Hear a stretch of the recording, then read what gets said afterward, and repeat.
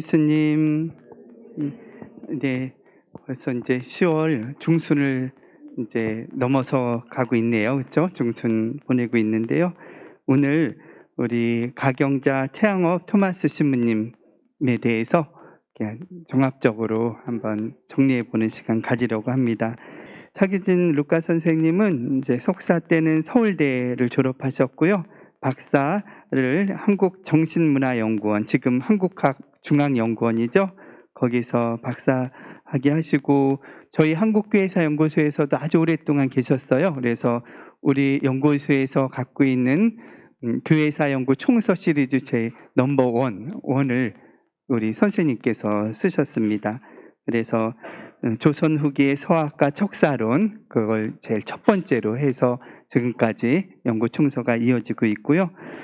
선생님 책을 되게 많이 쓰셨어요. 사실은 논문도 많고. 또 그래서 고난의 밀사라고, 혹시 윤유일 바오르 복자에 대해서 굉장히 감동적으로 잘 쓰셨어요. 그래서 저도 그 책 보면서 굉장히 그 세 분의 복자 순교자들 감동적으로 얘기 들었던 거 읽었던 기억이 나고요. 또 작년에도 또 김대건 희년 그냥 넘어가지 않으시고 김대건 최양업에서 두 분에 대한 모든 자료들을 다 정리해서 두툼하게 책을 또 쓰셨습니다.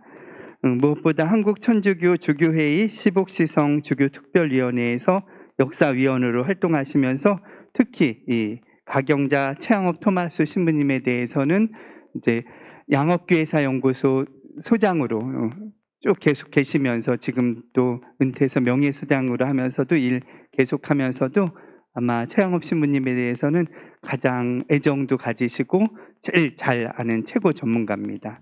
그래서 차기진 루카 선생님 모시고 가경자 최양업 토마스 신부 시복 추진에 대해서 중심되게 강의를 듣도록 하겠습니다.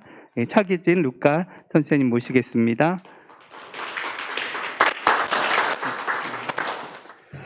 안녕하세요. 반갑습니다. 제가 공교대학 시작한 멤버인데 오랜만에 다시 공교대학에서 이 자리에서 함께하게 돼서 기쁘기도 하고 또 영광스럽기도 합니다. 여튼 반갑습니다. 저는 지금은 충북 진천에 있는 산골에 있죠. 배티성지에 있습니다. 배티성지 양업교회사연구소에서 2년 전에 은퇴를 했어요. 지금은 명예소장으로다가 근무를 하고 있습니다. 제가 오늘 여러분들한테 말씀드릴 내용은 최양업 신부님, 가경자 최양업 토마스 신부님의 시복 추진 과정에 대해서 말씀드리겠습니다. 최양업 신부님 시복과 관련되어서 우연하게도 제가 처음서부터 자료집 출간서부터 그다음에 연구 작업 그리고 시복 과정 그 지금까지 함께 해왔습니다. 1994년도부터 시작을 했으니까 지금 한 얼마 정도 되나요? 한 28년? 그 정도 됩니다. 상당히 오랫동안 인연을 맺어왔습니다. 그래가지고 아무래도 이런 주제를 갖다가 저한테 주어진 것 같습니다. 이 주제는 얼마 전에 논문으로다가 발표한 내용입니다. 그래서 논문집에 수록도 됐고 그것을 요약하고 거기에 논문에 수록하지 못했던 새로운 뒤안길 같은 거, 시복 과정에서 어떤 애환이 있었는지 그런 내용을 포함해서 제가 오늘 1시간 동안에 여러분한테 말씀을 드릴 수 있을 것 같습니다. 최양업 토마스 신부님의 시복 그 절차 자체는 이미 여러분도 아시다시피 국례하고 교황청, 한국천주교하고 교황청, 크게는 두 가지로 나눠집니다. 한국천주교회의 시복 추진 과정은 그 영웅적 선덕을 증명하는 과정, 우리 그걸 재판 과정으로다가 방법적으로 다 배척 과정으로 이어지는데 그 성덕을 증명하는 과정. 그리고 이 최양호 신부님은 여러분들이 지금까지 공부해온 모든 사람들은 순교자인데 최양호 신부는 증거자입니다. 증거자는 기적이 필요해요. 그래서 두 번째는 기적심사. 그렇게 나눠질 수가 있습니다. 교황청 시복 추진 과정도 이렇게 마찬가지로 두 가지로 나눠집니다. 교황청 시복 추진 과정도 마찬가지로 성덕을 확인하는 과정, 그리고 기적을 확인하는 과정, 이렇게 두 가지로 나눠볼 수가 있습니다. 그 중에서 먼저 이루어진 것이 최양업 신부님 국내의 시복 추진 과정입니다. 일반적으로 그것을 갖다가 교구 재판이다 이렇게 설명을 해요. 교구 재판이다. 그리고 교황청에서 이루는 걸 교황청 재판이다. 교황청 재판은 다른 말로 다 교회 재판이다 이렇게 쓰기도 합니다. 또 국내에서 이루어지는 한국 천주교 내부에서 이루어지는 것은 교구 재판 혹은 예비 심사다 이런 용어로도 사용을 할 수가 있습니다. 그런데 최양업 신부님의 시복 추진 과정은 그 이전에 뒤안길이 있었어요. 처음부터 최양업 신부님과 관련된 연구 작업이 그리고 모든 관련된 작업이 시복 추진으로 이루어지지는 않았습니다. 그 전에는 그 뒤안길이 그러니까 다른 시복 순교자나 증거자나 그런 분들의 추진 과정과 약간 다른 점이 무엇이냐면 최양호 신부님은 정식으로 다 시복을 추진하기에 앞서서 뒤안길이 있었다는 거예요. 그 뒤안길이 묘하게도 제가 연관이 됐습니다. 저로서는 대단히 영광스러웠고 그것을 저는 이 교회사 연구를 지금까지 38년간 해오면서 가장 은총을 받은 것 중에 하나라고 생각을 합니다. 사실은 최양호 신부님 연구 작업은 제일 먼저 추진한 것은 누구냐 하면은 돌아가신 최석우 문신율입니다. 최석우 문신율하고 임중신 신부님이라고 계세요. 라틴어의 1인자였던. 그 당시 오랫동안도 생존하셨고 라틴어에 대해서 많은 번역서를 냈던 분입니다. 임중신 신부님이라고. 나중에는 아주 여러분들은 어떻게 기억이 될까요? 옛날에 그림으로 그린 신학교 생활이라는 그림 내용이 있습니다. 임중신 신부님이 나중에 당신이 일제강점기 때 신학교 생활을 하고 그러면서 그것을 갖다 그림으로 그려서 설명을 다른 내 책자가 있어요. 그러면 더 이해하기 쉬우실 것 같습니다. 그 임춘신 신부님하고 최석우 문신일께서 같이 시키면서 같이 의논을 하고 얘기를 하는 도중에 최양호 신부님에 대해서 연구 작업이 이루어지겠다. 기존까지는 김대건 신부님 중심으로 해서 최양호 신부님을 아무래도 알지도 못하고 있었어요. 몇몇 분은 알고 있었죠. 연구자들은 최양호 문신이라든지 조광 선생님이라든지 그런 분을 알고는 있었지만 어떤 연구 작업이나 그분을 연구를 위한 토대가 하나도 마련되어 있지 않았습니다. 그런 시절에 1984년도로 제가 기억을 합니다. 최양업 신부 서한집이라는 것을 번역을 해서 내요. 그때 그 자료가 뭐냐면은 최석우 문신율이 박사과정 공부를 하러 유럽에서 있을 때 파리 해방 전지의 고문서구에서 그 관련된 서한자료, 최양호 신부님 관련 서한자료, 지금은 그 서한자료가 어디 있느냐면 조투산에 있습니다. 조투산에 와서 있지만은 그때는 그 마이크로 필름으로 다 그거 떠갖고 잘 보이지가 않죠. 최양호 신부님 서한을 여러분들도 직접 보신 분들은 아실 수 있을 거예요. 라틴어로 썼는데 굉장히 정서를 잘 썼는데 오래돼갖고 앞뒤가 배갖고서 잘 보이지가 않아요. 그러니까 글자가 두 글자가 합쳐진 글자가 돼버린 거죠. 그것을 판독해내기가 여간나 어렵지가 않았습니다. 그때 이춘식 신부님이 그 지금같이 시설도 안 좋았을 때 마이크로 필름을 복사한 거, 흑백이죠, 물론. 지금까지 칼라도 아니고, 흑백이 된 걸 갖다 청독을 해갖고서 최양호 신부님 서한집이라는 책을 냈습니다. 1984년도에. 그때 해제를 최석우 문신일께서 쓰고, 번역을 이춘식 신부님이 하셨던 거예요. 그것이 이제는 기초가 되기 시작을 했어요. 그런데 그 후로다가도 역시 김대건 신부님한테 어떻게 설명을 드려야지 좋을지, 우리들 시체말로다가는 밀렸다고 얘기는 합니다. 쉽게 말하자. 왜냐면 김대건 신부는 순교자고, 그 당시 이미 1984년도에 서인품에 올렸고, 그런 차이점이 있고, 최영호 신부님은 순교자도 아니고, 증거자일 뿐이고, 그렇기 때문에 김대건 신부님 연구에 대해서 1984년도가 뭐예요? 103일 희소성도 탄생된 해였잖아요. 그렇기 때문에 최영호 신부님이 서한집이 나오고 나서 연구가 계속 미뤄졌습니다. 김대건 신부님 연구는 서서히 이루어지기 시작을 했어요. 그때 저도 최영호 신부님을 알았던 시기가 바로 그 시기였습니다.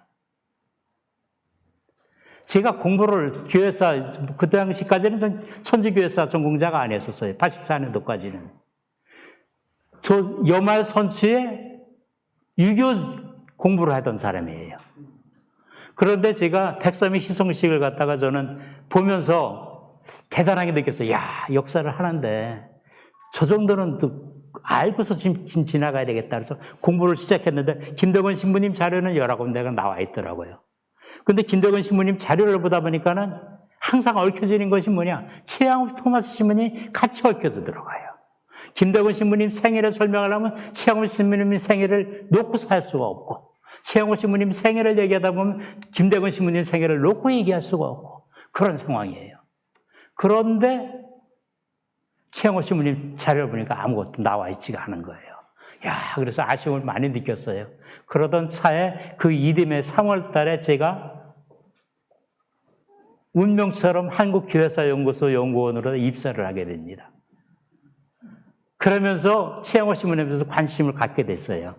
관심을 갖게 되면서 그때 85년도에 뭐가 이루어졌냐면 오랫동안 5년 동안 맥락이 끊어졌던 공개대학을 다시 한번 신작을 해보자.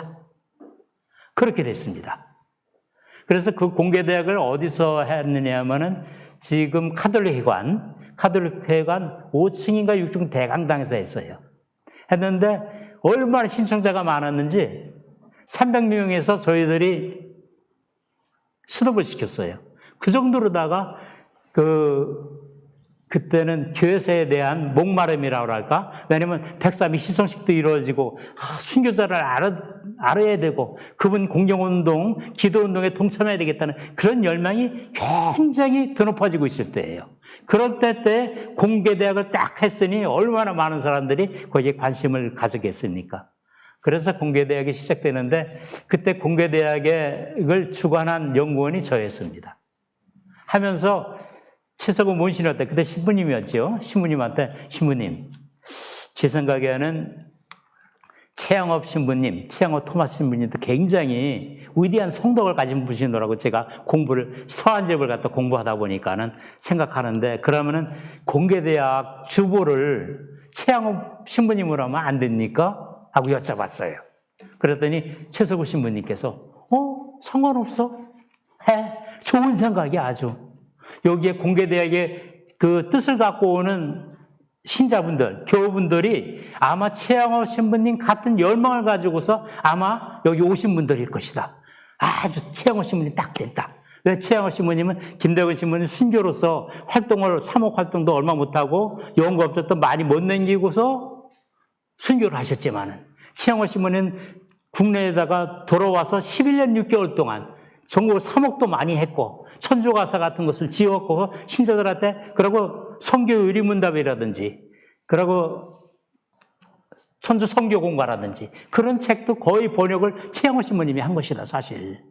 그러니까 여기 공개대학의 그 모토 그 목적하고도 다 들어맞는다. 그래서 주보를 최양호 신부님을 공개대학 주보로 다 모시게 됐어요. 근데 공개대학 다니면서도 나중에 여쭤보니까 모르시는 분들 많더라고, 그게 있었는데. 그래서 공개대학의 주보는 누구다? 최양호 신부님이다. 이거죠. 그런데 일반적으로다가 신부님들이 참 그런 데서 좀 아쉬움을 느꼈어요. 제가 있는 곳이 청주교구인데, 청주교구에 이제 나중에 설명이 나오겠지만은 장봉원 주교님이 전임 주교님이에요. 이번에는 이제 새로 시몬 주교님이 올해 새로 임명되었고 전임 주교님이 장봉원 주교님인데 그분이 최양호 신부님을 굉장히 존경했습니다. 그래서 본당, 새 본당을 설립을 하는데 최양업 토마스를 갖다가 주보, 본당 주보로다가 명령문을 내줬습니다. 그 공문을 그렇게 내리는데 본당에서는 토마스 하니까 토마스 아퀴나스를 알고 있는 거지 최양업 토마스였는지 그게 주보인지 모르는 거예요. 그리고 어떤 본당 가서는 제가 설명까지 했습니다. 특강을 하면서 여러분들이 본당 주보라고 생각하는 토마스 아퀴나스 성인 위대한 분이죠. 그런 분이 아니고 실질적으로는 최양업 토마스의 약자인 토마스다. 그래갖고서 우리가 일반적으로 다 거기에 착오를 일으켰어요. 대개 그 주보는 수호성이라면 성인만 아는데 복자를 모시면 수호 목자가 되는 거고 우리 같이 목자, 최양업 토마스는 목자 아니에요? 순교자가 아닌 목자를 모시면 그 수호 목자가 되는 거예요. 수호 신부님이 되는 거죠. 그래서 그렇게 될 수 있다 그래서 그때부터 제 마음속에 최양업 신부님을 알리는 생각이 많이 있었습니다. 그러던 차에 수원에 지금 구산성지라고 있어요. 가보신 분들이 있을 거예요. 수원 요구에 정정독 신부님이 거기에 그 교회에서 소장 겸 담임 신부님으로다가 원장 신부님으로 계세요.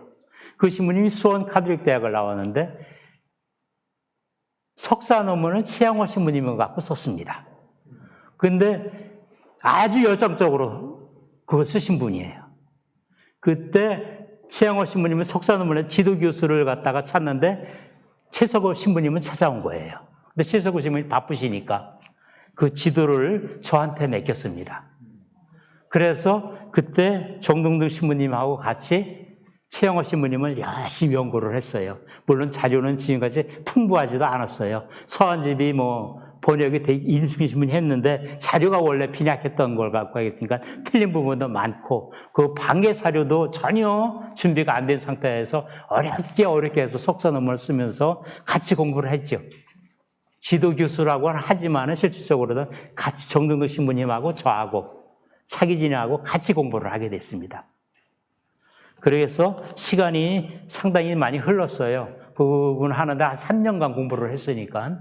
그러니까 제가 들어와서 1990년도까지 거의 됐어요. 그러고 나서 사실 저도 다른 일이 많고 그러다 보니까 많이 잊어버렸어요. 그렇지만 최양호 신부님에 대해서 많은 기억을 갖고서 이분을 공경하고 이분을 위해서 기도 운동을 해야 되겠다는 생각은 갖고 있었습니다. 그러던 차에 묘하게도 또 다른 우연인지 아니면 저 개인적으로다가는 우리가 섭리라는 얘기를 많이 해요.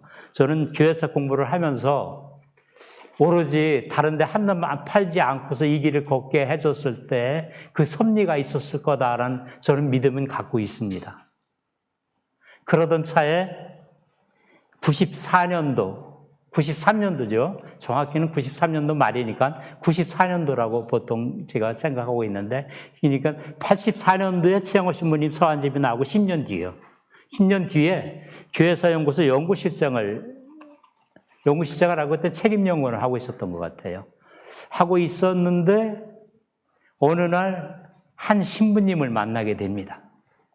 우연히. 그때 교회사연구소가 지금 평화방송 자리가 아니고 교회사연구소 카톨릭회관에 있었어요. 카톨릭회관에 있었는데 어느 날 한 신분, 시골에 있는 한 신부님이 찾아와요. 교회사연구소를. 그런데 그 신부님이 찾아오셔서 총무부에 들렀는데 최석호 신부님을 뵈러 온 거예요. 근데 최석호 신부님 바쁘시니까 만나주지는 않고 그래 돌아갔답니다. 한 번. 두 번째 왔어요. 두 번째 와서 또 교회사연구소 복도에서 왔다 갔다 이렇게 하시는데 제가 우연히 열린 문틈으로 그 신부님을 봤어요. 딱 봤는데 제가 아는 신부님이에요. 어떻게 아는 신부님이냐? 제 주례 신부님이에요. 주례 신부님이 키는 크시고 마르신 분이 왔다 갔다 하는 거예요. 얼른 문 열고 나갔죠. 신부님도 엄청 놀랐죠. 제가 연구소에서 있을지 저는 대학에 있을 거라고 생각을 하셨다는 거예요. 근데 연구소에서 있으니까 너무 놀랐어요. 그런데 그때 그 신부님이 왜 오셨느냐면 최영업 신부님 자료집을 난 만들고 싶다. 왜 그럼 만들고 싶습니까? 내가 백지성지 초대 담임으로 임명이 됐다. 나는 성당을 짓기 전에 최영업 신부님을 먼저 알아야 되겠다. 그래갖고서 최영업 신부님은 보니까는 최영업 신부님 자료가 서한집이 하나 나왔는데 그것만 가지가 아닌 것 같다. 그래서 최영업 신부님 관련 자료를 모든 걸 작업을 해야 되겠다는 말씀을 하시더라고요. 그래서 제가 최석우 신부님한테 찾아가서 말씀을 드렸죠. 이래서 우리 주례 신부님이 오셨다, 고향에. 그러니까 최석우 신부님이 너무 반가워하셔갖고서 그전에는 만나주지도 않던 신부님이 너무 반가워가지고서 그 신부님을 오시라 그래갖고 커피도 대접하면서 쭉 설명을 들었습니다. 그러니까 최석우 신부님이 너무 반가워가지고 생각지도 않았던 도서관에 들어가시더니 최영업 신부님 관련 자료를 다 갖고 오시는 거예요. 당신이 보니까는 따로 저장을 해놓으셨더라고. 정리를 해놓으셨더라고. 그러니까 그 최석우 신부님께서도 최영업 신부님은 언젠가는 누군가는 공경해야 된다는 생각을 하셨던 거예요. 거기서 바로 이 최영업 신부님의 시복은 다른 분들하고 다르게 싹이 이미 트고 있었다. 저는 이렇게 말씀드릴 수가 있을 것 같아요. 그 뒤안길에서 이미. 그래서 그 자료를 통해 갖고서 그러면서 저한테 임명을 해서 다 드려라. 그래서 그때 그 장봉은 신부님하고 저하고 최석호 신부님 셋이 그 자료집을 내기 시작을 했습니다. 그래서 자료집을 내갖고서 그때부터 2년 동안, 그러니까는 3년에 걸쳐서 자료집 발간 작업을 했어요. 그때 이 라틴어를 갖다가 새롭게 판독을 하고, 그 당시만 해도 10년이 지났으니까 새로운 자료를 구할 수가 있었어요. 왜냐하면 파리 해방정부에까지 그때 교통이 더 발달해졌고, 그래서 그때 그것을 갖다가 라틴어 판독과 번역 작업을 새로 맡아주신 분이 누구냐 하면은 판독 작업을 특히 가장 중요한 판독 작업을 맡아주신 분이 작고하신 최승용 데오필로 신부님이에요. 그분이 최영업 신부님 라틴어 그 서한을 갖다 판독하면서 나중에 판독이 어려운 것을 직접 파리로 날아갔습니다. 비행기 타시고. 가서 큰 열성을 가지고서 그거 판독 작업을 해갖고서 눈이 부둣부위 갖고 하느라고 눈이 나빠졌다. 뭐 그런 말씀도 하셨어요. 실적으로 그랬을 겁니다. 그러고 나서 이 판독이 끝나면서 이 번역을 누가 하겠느냐. 그때 마침 청주 교구장님이 누구였냐면 정지석 추구장님이었어요. 어느 전에 작고하신. 그분이 또 라틴어 일각견이 있으신 분이야. 그래서 그해 여름에 95년도 여름에 그것을 갖다가 땀을 뻘뻘 흘리면서 방도 쫙 왔어요. 주교님 방이 쫙 왔다고요. 옛날 메리노 선교사들이 쓰던 방을 그대로 쓰셨으니까 선교사들이 방이 크게 안 쓰잖아요. 조그맣게. 그 더운 데서 그것을 번역을 해갖고서 책을 냈습니다. 그때 그 번역을 하고 나서 정지석 주교님이었죠. 그 당시엔. 주교님이 대전성모병원에 입원을 하셨어요. 너무나 과로하셔갖고. 밤새도록 그걸 너무 좋아갖고. 그분이 그러고 나서 입원하고서 퇴원하고 한 달간 입원하셨으니까.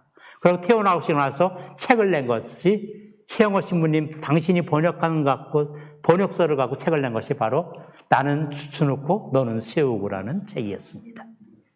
그래서 그러한 것을 통해 갖고서 96년도하고 97년도 2년 동안에 최영업 신부님 관련 자료집을 4권을 냈습니다. 여러분들 그 교재에 그건 집어넣었습니다. 90년도, 97년도 1집이 최영업 신부님의 서한, 2집이 스승과 동료 성직자들이 서한. 이 서한집이 지금도 많은 연구자들한테 도움이 되는 그러한 책이죠.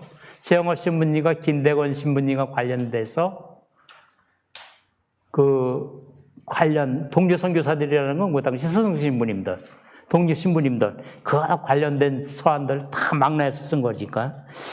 그러고 3집으로는 증언록과 교회사 자료, 그리고 부록으로다가 기회 병어밖에 순교자들의 행적, 이래서 4권을 냈습니다.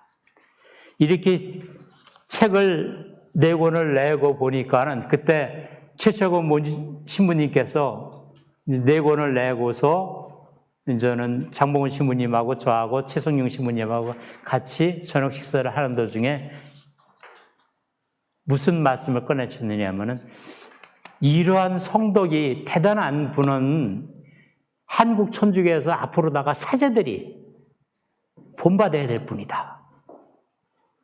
더 나아가서 지금 그 당시에 바로 교황청에서 북방선교 얘기가 많이 나올 때예요.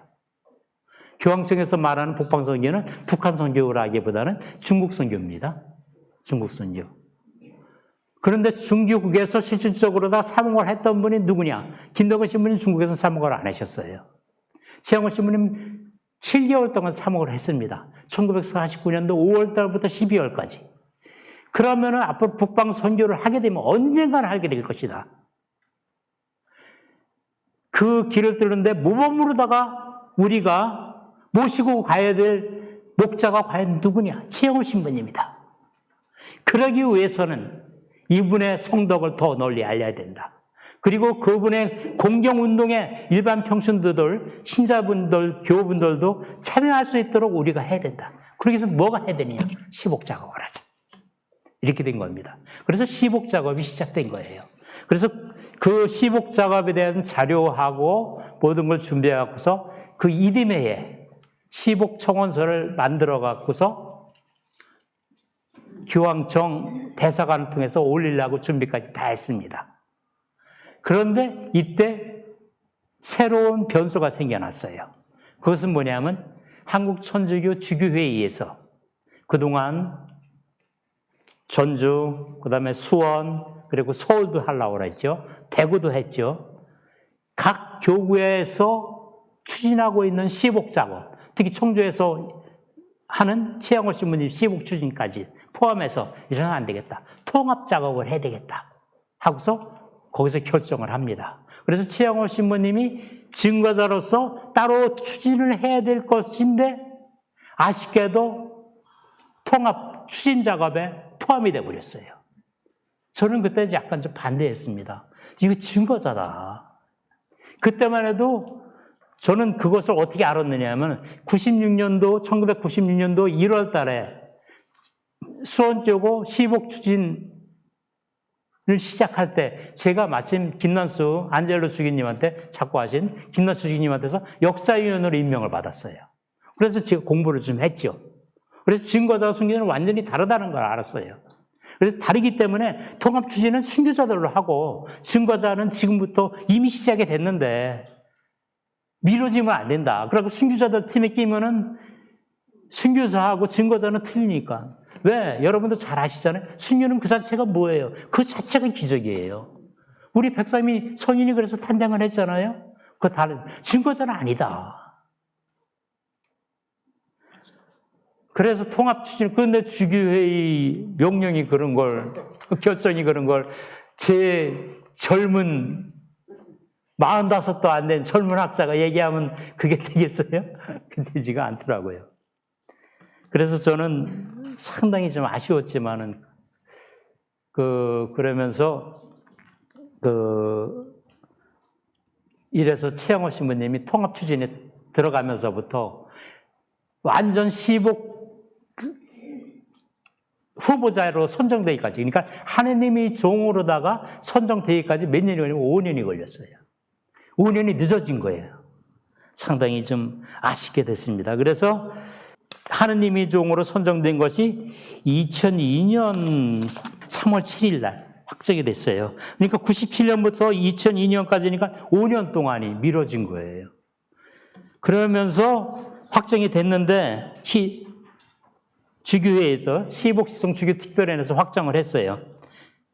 우리 순교자 124위하고 증거자로서 이때 두 분이 됐어요. 최영호 신부님하고 김범우 토마스하고. 그런데 김범우 토마스는 부산교구에서 증거자로 다 선정이 됐는데 부산교구에서는 미적미적하고 추진을 안 한 거예요. 또 여기서 또 문제가 틀어지기 시작한 거예요.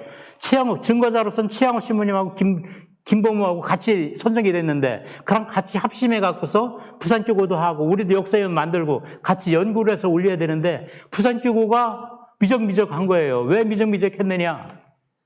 부산교구는 그 당시에 김범우 선종지를 밀양으로 하고 싶었던 거예요. 원래 지금은 바뀌었죠. 단양이 분명합니다. 선종지는 단양이에요. 충북 단양. 근데 밀양 단장으로 하고 싶은 거예요. 그런데 그게 역사 연구가들이 호응을 안 해주니까 국내에서부터도 단합이 안 되는데 시국 추진을 할 수가 없는 거죠. 그러다 보니까는 이게 잠깐 미뤄지는 거예요. 그러던 차이에 다행히 이 주교회에서 124의 선정 작업을 마치고 나서 교황청에 그 교령 인준을 올렸습니다. 교령 인준을 올리니까 시성성에서 딱 뭐라고 그랬느냐면 교령 인정해주기 전에 먼저 회신이 왔어요. 뭐냐면 순교자하고 증거자 구분해라. 딱 구분해라 그런 거예요. 제가 그랬어요. 그래서 그거 봐요. 구분하라 그러잖아요. 구분해야 된다고요. 구분해갖고 먼저 추진을 하고서 이게 이 124의 순교자는 기저귀 심사가 면제되니까, 관면이 되니까, 그분은 차근차근 하면은 되게 돼 있어요. 그러니까 그분들, 순교자에 대한 공경운동, 기도운동이 시작되면은 최양호 신부님 증거자에게 밀린다고요. 늦춰지게 된다고, 자꾸만. 그래서 5년 전만 해갖고 최양호 신부님이 시국 추진한다. 널리 알리고 그분에 대한 공경과 기도운동을 표정했으면은 기적심사도 벌써 일어났지 않았을까라는 저는 아직은 아쉬움이 지금도 남아 있습니다. 그런 달에 그러면서 최영업 토마스 신부님이 이제 김동무 토마스가 아쉽게도 추진이 보류됐어요. 지금 그래서 133위에 들어가 있죠. 김범무 토마스는. 그런 측면이 있어요. 다행히 그 사이에 시성성에서 순교에 대한 개념이 폭이 넓어졌어요. 단순히 칼날에 의해서 또는 교수형에 의해서 목이 잘린, 그러니까 혈세를 받았다고 그러잖아요. 우리 혈세를 받은 순교자가 아니라 가정에 의한 박해에 의해서도 굶어 죽었더라도 그것도 순교자다. 특히 김범우 토마스처럼 형벌을 받고 형벌로 인해서 그 젊고 젊은 청춘이 유배 가서 그 형벌로 인한 그 장떡이라고 그러죠. 우리 한국말로다가 장떡에 의해서 1년이나 2년 내에 죽음에 맞이했다. 선정을 했다. 그것은 순교다. 이렇게 변화된 거예요. 그래서 김범우 토마스는 순교자가 된 거죠. 지금 그런 그런 과정에 서 있었습니다. 또 한 가지, 이것은 주교의 통합 추진하기 때문에 최영업 신부 시복지성 안건에 대한 관할권 문제가 생겨났습니다. 처음에는 관할권이 그 당시 주교의 의장님이 박정일 주교님, 미카엘 주교님, 박정일 주교님이 또 그러고 시복 추진에 굉장히 열의가 있으셨어요. 그런데 아까 처음에 설명드렸죠. 국내에서의 재판은 교구 재판이라고 한다 그랬잖아요. 그러니까 대표적인 교구가 필요했던 거예요. 그런데 이 시복 추진을 박정일 미카엘 주교님이 맡았는데 그분이 어디 교구장님 했었어요? 주교의 의장이면서 마산 교구장님 했었어요. 그러니까 관할권이 마산 교구로 가게 된 거예요. 그래서 그 이후로다가 교구장님이 마산 교구장님이 바뀌었잖아요. 안명옥 주교님으로 바뀌었고, 그다음에 콘스탄틴 백이현 주교님으로 바뀌었지. 그러면서 그 관할권이 마산 교구로 다 계속 간 겁니다. 이 시성성에서는 마산 교구에서 주관하는 걸로 돼 있어요. 그래서 그때마다 주교의 의장, 시복, 시성, 주교특별위원회 위원장이 관할권을 위임을 받아야지 돼요. 마산교 교장님한테. 그래서 그런 변화가 있었다라는 것을 추가로 설명을 드리겠습니다. 여러분한테 하나 빠뜨린 게 있어요. 유흥숙 주교님이 관할권을 갖다 위임을 받아서 있다가 이분이 어떻게 됐어요? 또 추기경님으로 가셨잖아요. 그러니까 또 옹석이 된 거예요. 그래서 그것을 갖다 관할권을 위임받은 분이 누구냐면 대구 교구장이신 조한길 타데오 대주교님이 관할권을 받았어요. 그래서 현재는 거기다 적어놓으세요. 2021년에 그때가 10월 달일 거예요. 되게 충회를 10월 달에 하니까 조한길 타데오 대주교님이 지금 현재는 관할권을 갖고 계시다. 이렇게 적어주셨으면 좋을 것 같습니다. 그러면서 그것이 그러한 관할권 문제하고 증거자 구분되는 문제가 이루어지면서 시성성에서 그 교령 인준한 것이 2004년 1월과 1월 달입니다. 그래서 여러분 그 교재에 있네요. 2004년 1월 10일 관할권 신청에 대한 승인, 즉 교회 법정의 권한에 관한 규령을 인준하고 공문으로 1월 31일자로 최양업 신부의 시복 안건 추진에 아무런 장애 없음을 공민으로 승인하였다. 이 두 가지입니다. 관할권 인정, 그 다음에 장애 없음. 실질적으로 다 교령이 그럼 어떤 게 중요하냐? 둘 다 중요하죠. 그렇지만 실질적으로다가 예비 심사를 시작할 수 있다는 것은 뭐냐면 장애 없음입니다. 장애 없음. 이분이 교회 교구 재판 들어가는데 아무런 장애가 없다. 그러니까 해도 좋다라는 거예요. 시성상에서. 이런 것까지는 그 교회법, 시성법에 의해서 차근히 이루어지는 대로다가 하면은 아무런 문제가 없이 이루어집니다. 나중에 어느 정도, 증거자도 어느 정도까지는 그런 것이 이루어집니다. 그러면은 이것을 교령으로 인준받았다는 데는 저는 몇 가지 의의를 지니고 있습니다. 제가 이것을 교재에다가 이렇게 정리를 해놨습니다. 첫째, 최양업 신부의 시복을 위한 법정 개정, 즉 교구 재판을 공식적으로 시작할 수 있게 되었다라는 점입니다. 두 번째는 시성성에서 처음으로 순교자가 아닌 증거자의 시복 추진을 한국 천주교에 위임해 주었다는 의의를 갖고 있습니다. 교구 재판을 그동안에는 순교자만 해줬어요. 근데 증거자까지도 한국 천주교에 위임을 해줬다는 거. 아주 이게 우리 교회사에서 또 시복 절차 역사에서는 중요한 의미를 갖고 있습니다. 네. 그 다음에 세 번째로, 그래서 지금 만약에 지금 새롭게 시복을 추진하자고 하는 경우가 있는데, 우리 김수환 추기경님이 떠오르는 것 같아요. 그렇죠? 이것은 바로 이 해당이 됩니다. 여기에 해당되는 거예요. 그러니까 이게 중요한 의미가 있다는 거죠. 최양호 신부님한테 이런 증거자를 한국천주교구재판에 위임했다. 그럼 김수환 추기경님은 한다. 그럴 경우에도 한국천주교에 위임을 해줄 거다라는 거죠. 그래서 그러면은 나중에 왜 결론을 먼저 말씀드리면 이게 왜 중요하냐? 나중에 가경자로 선포될 때까지 한국천주교에서 차근차근하게 할 수 있다는 거지. 가경자로 선포될 때까지 이게 교황청으로 시성성으로 나가면 굉장히 복잡해져요. 모든 거 말 한마디마다 번역해서 보고해야지. 거기서 포지시어가 또 검토해야지. 그런데 한국 천주교에서는 다 하고 마지막에 결론에 가서 번역하고 포지시하고 연결해갖고서 그 내용을 시성 안거나 올릴 수 있으니까 그런 차이점이 있습니다. 그리고 세 번째는 일반적인 거죠. 최양호 신부의 시복을 위한 자발적인 기도와 현양운동을 널리 알리고 많은 교회 구성원들이 여기에 참여하도록 권면할 수 있게 되었다라는 것도 하나의 의미를 꼽을 수 있습니다. 그리고 네 번째는 아까 처음에 말씀드린 것 같이 제가 아주 중요하게 얘기고 처음에 최양호 신부님의 시복을 왜 추진해야 되느냐 그 중에 하나에 들어간 겁니다. 한국 사제들의 모범인 최양호 신부의 삶과 영성을 본받고 신심을 함양할 수 있는 또 하나의 계기가 마련되었다는 겁니다.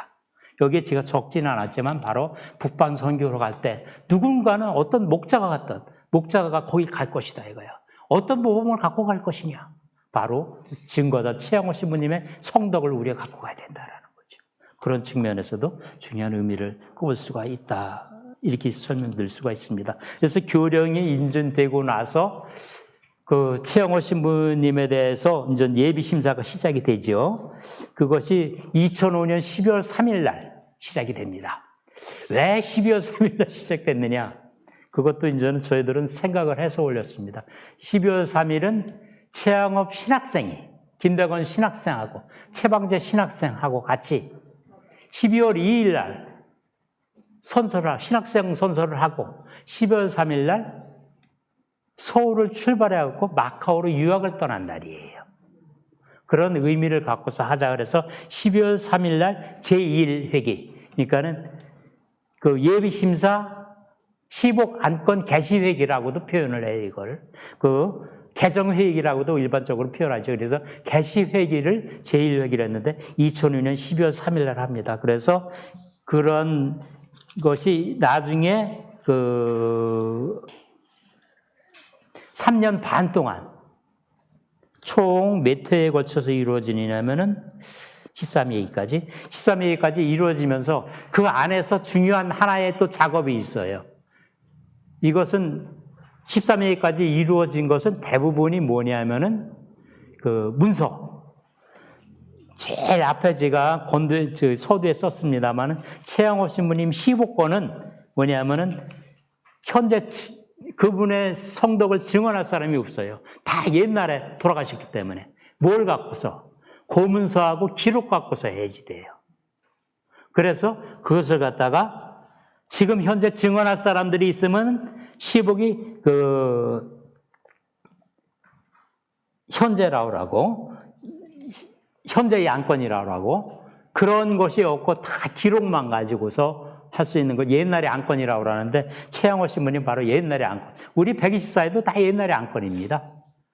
현재 증언해 줄 사람이 없고 다 기록만 가지고. 그래서 이 당시에 124에도 마찬가지지만은 뭐가 중요하냐면 고문서하고 고문서 겸 역사 전문가가 아주 중요한 역할을 합니다.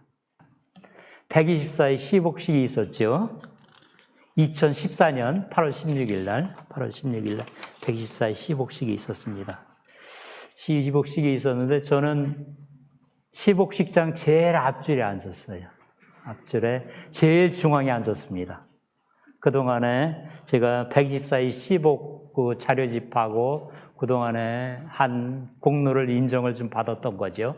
그래서 나름대로 다 굉장히 영광스럽게 교황님을 바로 앞에서 볼 수 있었죠. 그런데 굉장히 불편한 점도 있었습니다.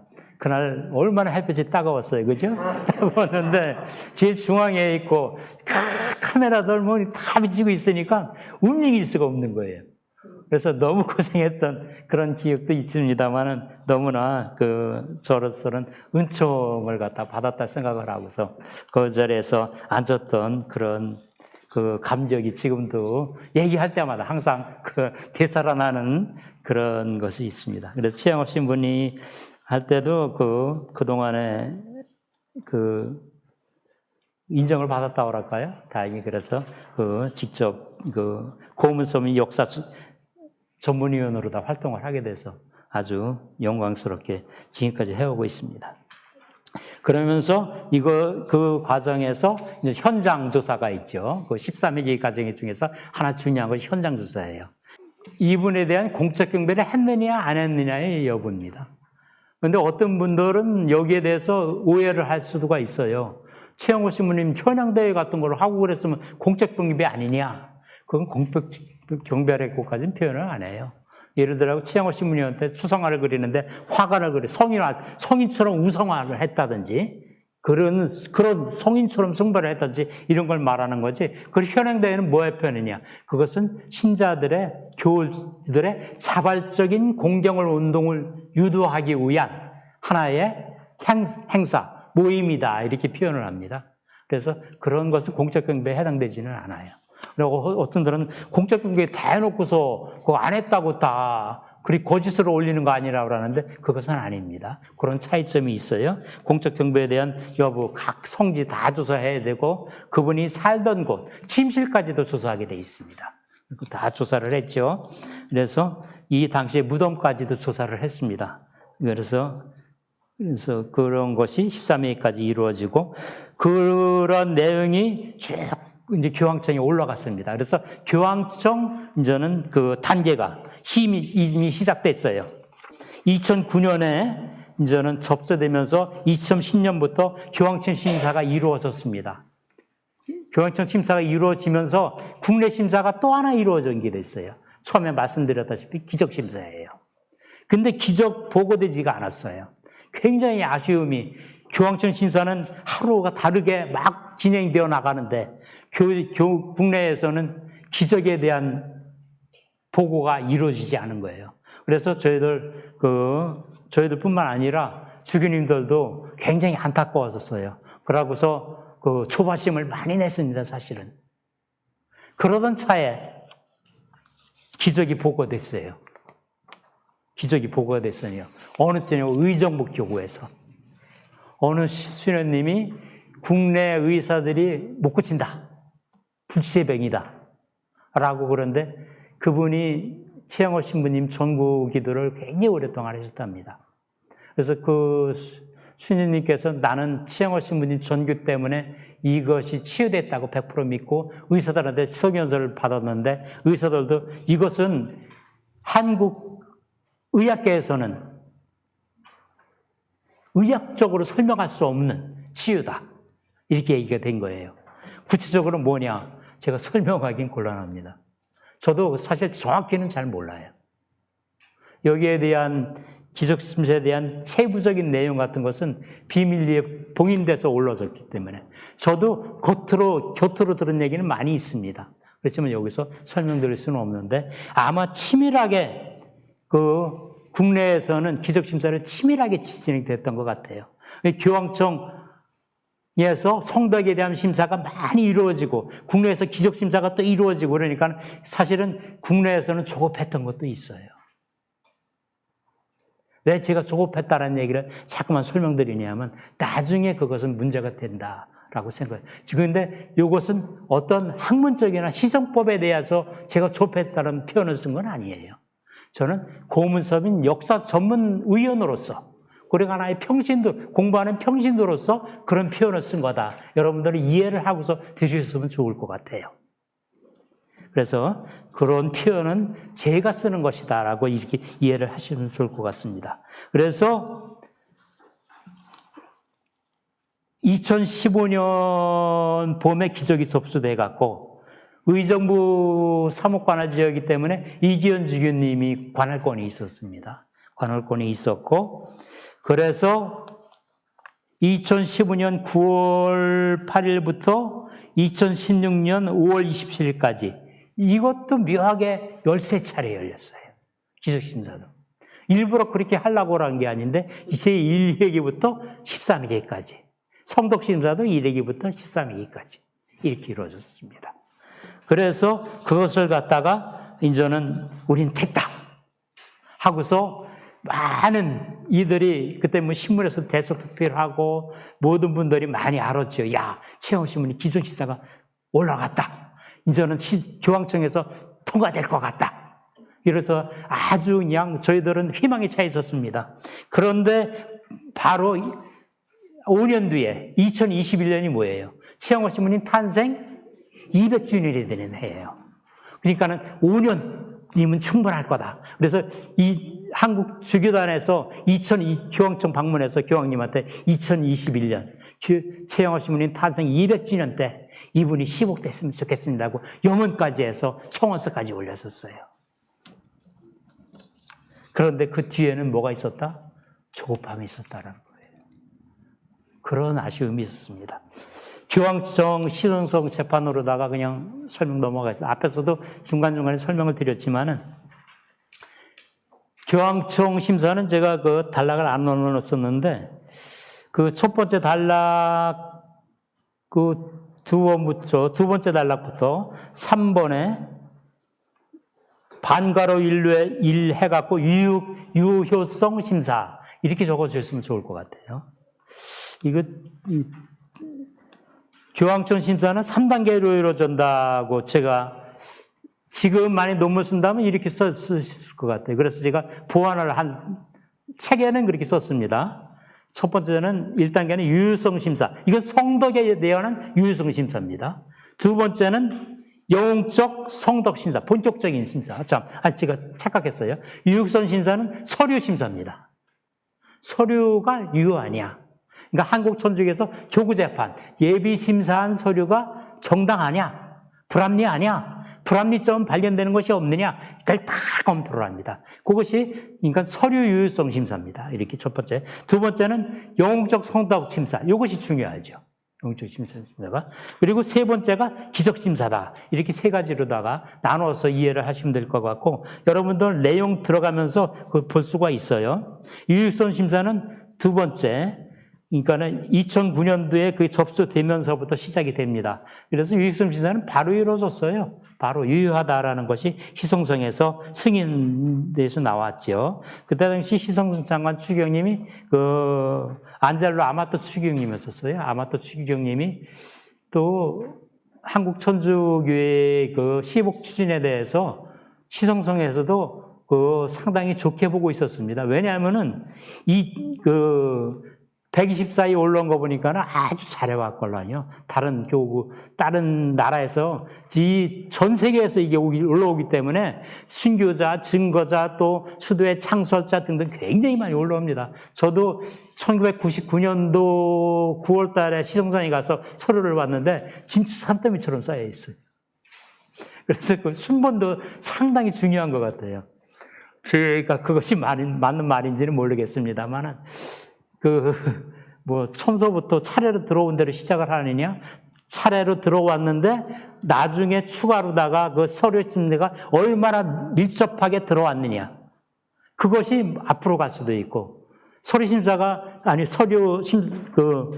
보고가 늦게 되면 처음에 신청은 먼저 했는데, 뒤로 다 빠질 수도 있고, 그런 앞뒤 조정 관계가 있는 것 같더라고요. 그래서 철저하게 하는 것이 상당히 중요합니다. 그래서 유효성 심사는 쉽게 이루어져요. 그 다음에 이제 두 번째는 영웅적 성덕 심사인데, 이때 중요한 것이 아마 여러분들도 들어본 용어일지도 모릅니다. 제가 거기에도 적어놨어요. 포지시오라고 하는 것입니다. 포지시오가. 아마 들어보셨을 겁니다. 일반적으로 신문에도 많이 나왔어요. 설명이 많이 나왔어요. 제가 그랬죠. 시성성의 통상회의에서 안건의 최종 결정을 위해 보고관이 작성하는 신문 요항을 말한다. 돼 있죠. 그러다 보니까는 주인공이 누구냐? 보고관이에요. 보고관이 굉장히 중요합니다. 보고관과 한국에 있는 고문서 역사 전문위원과 그리고 시성성의 청원인, 그때 김성수 신부님이 청원인을 하셨죠. 이 세 분의 유대 관계가 굉장히 중요해요. 그래서 이 안건 보고관이 작성하는 신문요항, 포지시오를 할 때 의문사항이 생기면 안 돼요. 1단계로다가 보고관에서 의문사항이 생기면은 교황청에서는 그게 심사가 될 수가 없어요. 의문이 있는 걸 어떻게 심사를 해요?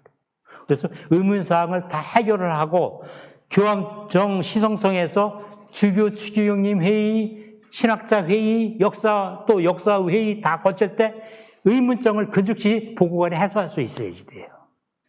그래서 보고관의 그 포지시오 작성이 굉장히 중요합니다. 이 당시에 최영호 신부님 124위 보고관이 같았어요, 저희들은. 다행히도. 그분이, 그러니까는 124위 보고관을 했던 분이 최영호 신부님 보고관도 한 거예요, 다행히. 폴란드 출신인 쯔지스와프 키아스 신부님이라고 키도 크고 잘생기신 분이. 폴란드 출신이에요. 요한 바오로 2세와 고향이 같아요. 지금은 박사학위 받아갖고 교수하고 있죠, 로마에서. 지금 보고관은 안 합니다. 한국 보고관이 이제 떠나고 교수 신부님 하고 그러니까. 그 키아스 신부님이 124회 때 한국에도 왔었어요. 저는 몇 번 뵀습니다. 그래서 같이 식사도 하고 그랬는데, 이분이 굉장히 명사학하고 신학자인데 조밀한 분이에요. 이때 저한테 밤중에도 시차가 있으니까, 로마하고 저희들. 새벽에도 보고관이 전화가 올 수가 있어요. 답변을 해야지 돼요. 그때 이제는 몇 가지가 있는데, 제가 시간상 다 말씀드릴 수는 없고, 어려웠던 것이 가장 질문이 여러 군데가 있어요. 무덤이 왜 걷고, 순교 장소는 어디라는데, 무덤은 왜 거기 가서 있느냐, 순교 장소가 왜 진천도 있고, 진안리도 있는데 무슨 뜻이냐? 복잡해요. 지금 현재도 마찬가지지만은 이게 한국 천주교에서 솔직한 얘기지, 역사가들이 어느 정도 지금 연구가 된 겁니다. 그분 선정주에 대해서. 그런데 우리는 과거에 많이 묻혀 있어요. 과거에 문정이라고 해서 그 문정 진안리 주막이라고 하는데 주막은 아니에요. 프리티의 신부님이 최양호 신부님 눈을 감겨드리고 병자성서를 준데 주막에서 불가능해요. 그리고 프리티 신부님이 기록에 적어놨잖아요. 작은 교우집 어느 교우집에서 내가 병자성서를 줬다. 왜 그거를 부인하려고 잠깐만 그러느냐 이거예요. 역사적 진리를. 저는 그렇게 안 봤습니다. 그렇다고 진천 배트성지도 아니에요. 배트성지가 작은 교우촌이에요. 신학교도 있었는데 신학교도 문제가 됐었어요. 신학교가 왜 배론도 있고 배트도 있고 지금은 이제 배티가 첫 번째 신학교고 두 번째 대신학교까지 있었던 것이 배론이라 이게 거의 정립돼 가지만은 이런 등등 문제가 있어요.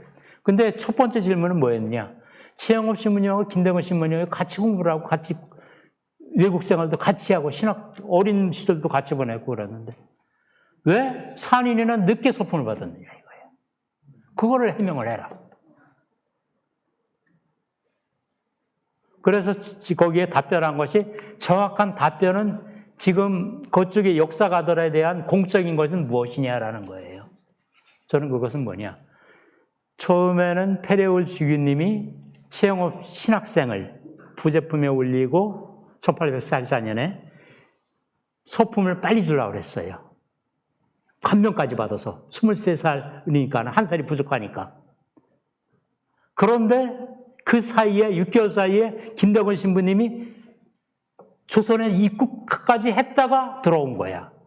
들어왔다가 자기 품으로 온 거예요. 6개월 뒤에. 그리고 김대건 신부님 얘기를 설명을 드리니까 야, 이 신학생이 대단한. 내가 조선에 빨리 들어가고 싶은데 이런 신학생이 필요하다. 이런 신부가. 그래서 김대건 신부님을 그 추진력, 개척정신, 그리고 모험정신 이것을 높이 샀기 때문에 페레올 주교님이 마음 바뀌어갖고서 김대건 신부님 소품을 먼저 줬다. 그런데 그것이 첫 번째 공적인 이해가 그렇습니다. 그러면은 역사 전문가로서 그럼 개인적인 의견은 없느냐? 개인적인 의견은 한 가지를 냈습니다, 제가.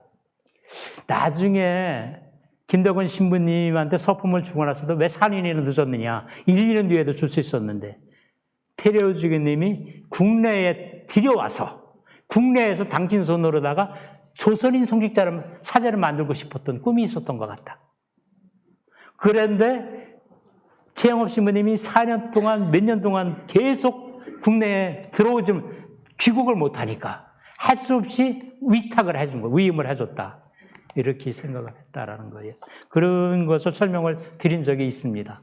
그런 걸 하면서 포지시오를 작성을 하는 거예요. 그래서 포지시오를 작성을 해갖고서 이 조지 스와프 키아스 신부님이 아주 그걸 잘 써갖고서 신학위원회, 역사위원회 다 그 무사 통과를 했습니다. 그러면서 2016년 4월 26일 이것은 로마 라디오 방송을 통해서 발표가 됐죠. 4월 26일 그 프란치스코 성악께서 아마토 추기경을 아련하는 자리에서 아마토 추기경님이 그때 최영업 신부님 관련된 성덕에 대한 모든 역사 교황청 재판 신사건을 가지고서 결론을 내고서 교황님한테 보고를 했습니다. 정식으로 무릎을 꿇고 보고를 하면서 하나님의 종 최영업 토마스 신부님의 영역적 덕행을 인정하는데 역사학자건 신학자건 아무런 이견이 없습니다라고 보고를 했습니다. 그러니까는 프란시스코 교황님께서 그러면은 그분의 영웅적 선당을 인정하는 교서를 발표해도 좋으냐? 그러니까 아마토 추기경님께서 발표하셔도 좋습니다. 그래서 라디오를 통해서 발표를 하게 된 겁니다. 그래서 최영업 신부님이 뭐냐? 바로 가경자로다가 선포가 된 거예요. 2016년 4월 26일 날. 증거자로서 가경자로 선포됐다는 것은 순교자가 복자로서 선포된 것만큼 굉장히 의미가 깊은 겁니다. 저는 이것을 듣는 순간에 이건 대단한 한국 천주교에 주신 교황님이 주신 프란시스코 교황님이 주신 124의 시복에 이어서 두 번째로 더 큰 은총이다 라고 저는 생각을 했어요. 그리고 교구 주부에도 그렇게 냈습니다. 그런데 아쉽게도 제 생각하고 한국 천주교의 일반적인 생각이 틀린 거예요. 왜? 그 당시에는 이미 한국 천주교회는 124의 시복을 우리 손으로 이루었다는, 복자를 194명이나 4명이나 탄생시켰다는 우리의 그러한 희망, 자부심이 가득 차 있었기 때문에 최영업 신부님에 대해서 가경자로 선포된 것이 이러한 큰 의미를 갖고 있는지 아쉽게도 이해를 못했습니다. 그래서 그렇지만은 저는 지금도 최영업 신부님은 증료자로서 2016년, 고우에 그 시복 연도가 틀렸네요. 2015년이 아니라 2014년입니다. 2014년 8월 16일. 교황님, 프란시스코 교황님께서 최영업 신부님이 성덕을 인정하는 교령을 선포를 승인하신 것, 가경자로 선포하신 것은 굉장히 최영업 신부님의 시복 조차에서는 증거자이기 때문에 시복식만큼 큰 의미를 갖고 있다. 우린 이미 그걸 은총을 받았다. 두 번째 기적심사를 통해갖고서 시복이 된다면은 두 번째 은총을 받는 것이다. 물론 나중에 성인까지 되면 두말할 필요도 없고 그건 대단한 그 영광이겠지만은, 그래서 지금 첫 번째 우리는 은총을 받았다 이렇게 생각을 하시면 될 것 같습니다. 그러는 와중에 기적심사가 말물이 돼갖고서 교황청에 올라갔습니다. 올라갔는데 교황청에서 큰 변수가 생겼어요. 2016년에 그것이 올라간 다음에 올라가기 전에 2016년에 교황청 시석법에서 커다란 절차가 이루어졌습니다. 제가 그 검은 글씨로다가 그 7쪽에 이렇게 해놨는데, 그것은 뭐냐면은 기적심사에 대한 자문단, 기적심사에 대한 승인이냐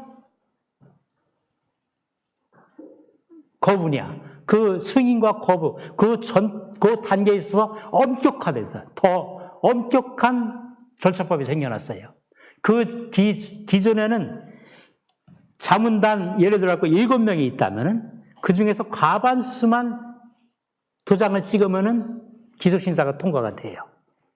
근데 프란시스 교황님께서 이 당시 2016년 연초에 큰 엄명을 했어요. 기적심사는 더욱 엄밀하게 해라. 그래서 뭐라고 바뀌었느냐면 과반수가 3분의 2 이상으로 바뀌었습니다. 이게 변수가 된 거예요. 7명, 그러니까 보통 9분이 탄생하는데 과반수면 5명인데, 그죠? 3분의 2면 몇 분이어야지 돼요? 7명이 돼야지, 그죠? 2분이 더 필요한 거예요. 기적심사인데. 최영업 신부님 증거자로서의 기적심사가 바로 여기에 해당되는 겁니다. 그런데 이것 때문에 기적심사가 거부가 됐는지 안 됐는지 그건 잘 몰라야죠.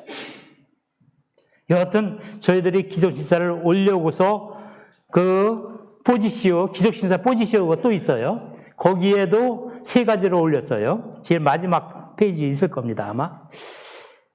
첫째, 발생한 사건이 과학적 수단과 자연법으로 설명 불가능하다는 점. 우리가 입장에서 한국 기적심사의 입장이에요, 이거는. 두 번째는 전구의 유일성, 즉 하느님의 종의 결정적인 전구가 있었다는 증거. 우리는 그거 있다 이거예요. 세 번째는 하느님의 종의 전구와 기적으로 주장되는 사건과의 관계가 분명하다. 우린 그렇게 해서 포지시오를 그리 3가지로 올렸어요. 그런데 아쉽게도 2021년도 우리가 그렇게 이분이 시복 발표되기를 원하던 2021년 탄생 20주년, 이제 200주년 때 2021년 연초에 시성성에서 아쉽게도 부결되었다는 판정을 받게 됐습니다. 전 개인적으로 아까 조급함 얘기했죠. 마지막으로 그걸 설명을 드리고 싶습니다. 아마 한국 천주교에서는 그분의 탄생 200주년이라는 큰 타이틀 때문에 200주년이라는 2021년이라는 것 때문에 조급하지는 않았나 생각이 듭니다. 좀 더 엄밀히 시성성에서 기적심사를 했던 거, 그러나 프란스 교황님께서 2010년에 왜 더 엄격하게 하라고 그랬느냐, 그것을 갖다가 우리가 더 깊이 이해를 하고 그 의미를 고심어보고 우리가 최영업 신부님이 증거자로서 기적심사를 올릴 때 좀 더 신중했더라면 하는 아쉬움은 저로서는 남는다, 이런 생각이 듭니다. 다행히 최근에 2021년 작년 10월달 우리 주교님들이 주교회의 청계총회에서 최영호 신부님 기적심사에 대해서 다시 시작하겠다고 발표를 했습니다. 다행히도. 그리고 이번에 주교회 의장님이 교황님을 방문하면서 한국 천주교에서 최영업 신부님이 증거자 기적심사를 다시 추진하겠습니다. 그리고 공정운동, 현행운동을 열심히 하겠다라는 것 갖다가 보고를 아련하는 자리에서 보고를 드린 걸로 알고 있습니다. 그러므로 우리는 앞으로다가 최영업 신부님의 기적심사를 위해서 시복 추진의 정점을 찍기 위해서 다시 한 걸음 한 걸음 발걸음을 옮겨야 될 때라 이렇게 생각을 합니다. 이것으로 제 강의를 마치겠습니다.